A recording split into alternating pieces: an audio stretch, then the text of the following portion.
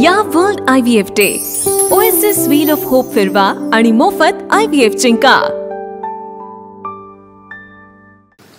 यावर्षी पुण्यातील गणेश विसर्जन मिरवणूक विक्रमी 35 तासापर्यंत चालली। गणेश विसर्जन मिरवणूक झाल्याच्या नंतर सुद्धा आता अनेक गणेश मंडळाचे जे मंडप आहेत किंवा गणपती विसर्जनासाठी वापरण्यात आलेल्या ज्या ट्रॉल्या होतात त्या सुद्धा आता रस्त्यावरती आहेत आणि यामुळे साहजिकच वाहनधारकांना वाहतुकीसाठी मोठ्या प्रमाणात अडचणींना सामोरे जावे लागत आहे।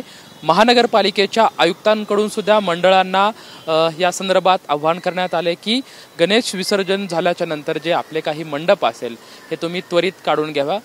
मंडळांकडून सुद्धा खरं तर महापालिकेला हमीपत्र देण्यात आलेलं होतं, मात्र सध्या मंडळाकडून याची कुठलीही दक्षता घेतली जात नाही। सध्या आपण नारायणपेठेमध्ये आहोत आणि नारायणपेठेमध्ये अनेक अशी मंडळे आहेत की ज्यांचं जे काही मंडप असतील किंवा विसर्जन मिरवणुकीसाठी वापरण्यात आलेल्या ज्या ट्रॉल्या होत्या त्यासुद्धा आणखी रस्त्यावरती आहेत। यामुळे साहजिकच पुण्यामध्ये वाहतूक कोंडीसाठी एक मोठा प्रश्न जो आहे तो निर्माण होत आहे।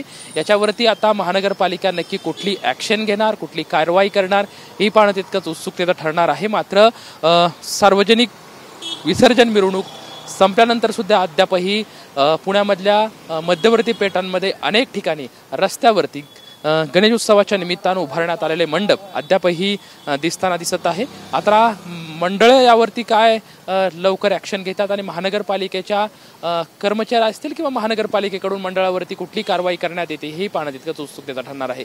कॅमेरामॅन सुशांत राऊत सोबत लक्ष्मण जाधव, TVN मराठी, पुणे। या world IVF day OSS wheel of hope फिरवा आणि मोफत IVF जिंका।